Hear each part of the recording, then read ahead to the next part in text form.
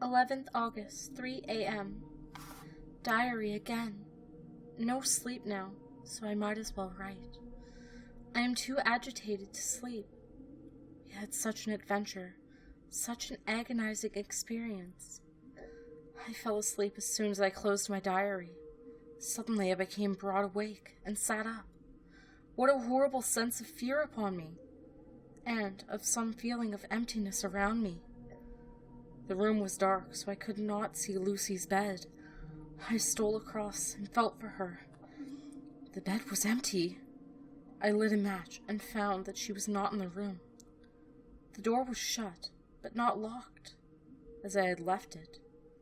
I feared to wake her mother, who had been more than usually ill lately, so I threw on some clothes and got ready to look for her. As I was leaving the room, it struck me that the clothes she wore might give me some clue to her dreaming intention. Dressing gown would mean house. Dress, outside. Dressing gown and dress were both still in their places. Thank God, I said to myself. She cannot be far, as she's only in her nightdress. I ran downstairs and looked in the sitting room.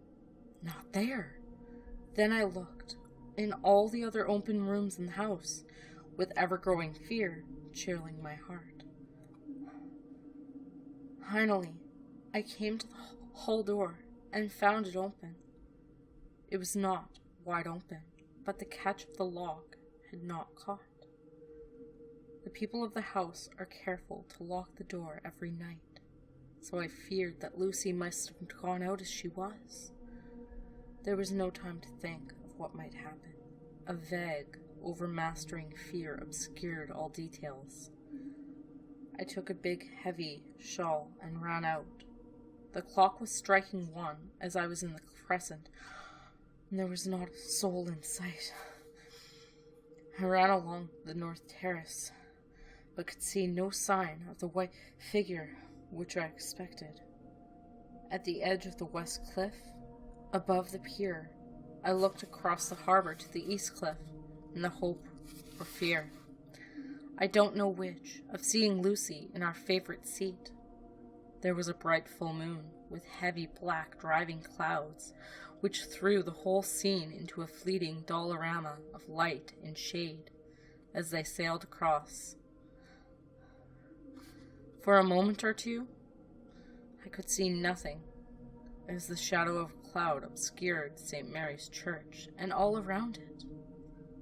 Then, as the cloud passed, I could see the ruins of the abbey coming into view, and, as the edge of a narrow band of light, as sharp as a sword cut, moved along, the church and the churchyard became gradually visible.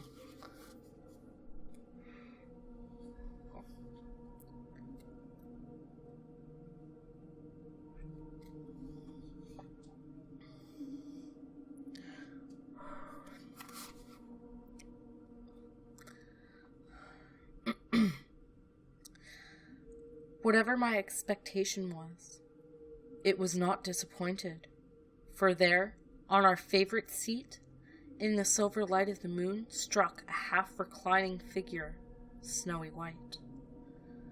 The coming of the cloud was too quick for me to see much, for shadow shut down on light almost immediately, but it seemed to me as though something dark stood behind the seat where the white figure shone, and bent over it. What was it? Whether man or beast, I could not tell. I did not wait to catch another glance, but flew down the steep steps to the pier and along by the fish market to the bridge, where was the only way to reach the east cliff.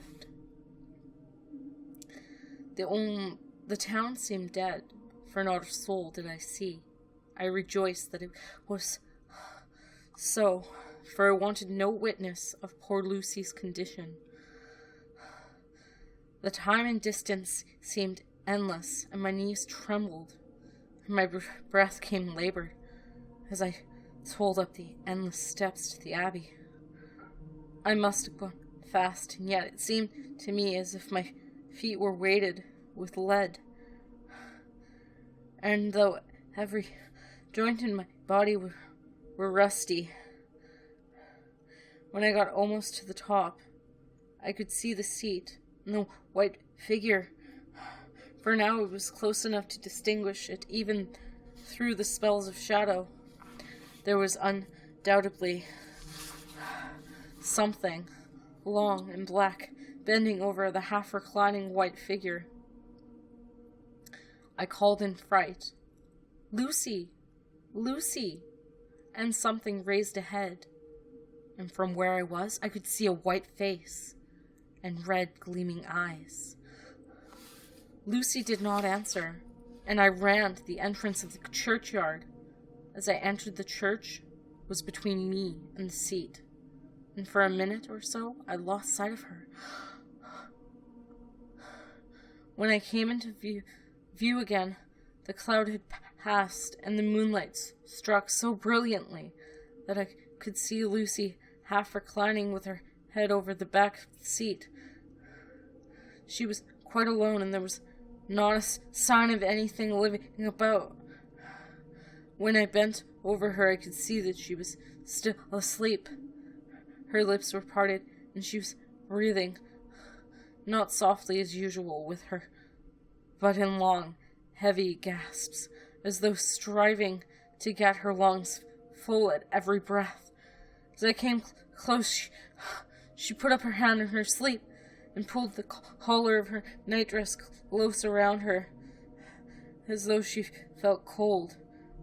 I flung the warm shawl over her and drew the edges tight around her neck, for I dreaded lest she should get some deadly chill from the night air.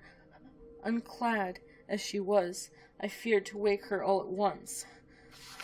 So in order to have my hands free, that I might help her, I fastened the shawl to her throat with a big safety pin. But I must have been clumsy in my anxiety, and pinched or pricked her with it, for by and by, when her breathing became quieter, she put her hand to her throat again and moaned. When I had her carefully wrapped up, I put my shoes on her feet, and then began very gently to wake her. At first, she did not respond, but gradually she became more and more uneasy in her sleep, moaning and sighing occasionally. At last, as time was passing fast for many other reasons, I wished I could get her home at once. I shook her more forcibly, till finally she opened her eyes and awoke. She did not seem surprised to see me, as of course she did not realize all at once where she was.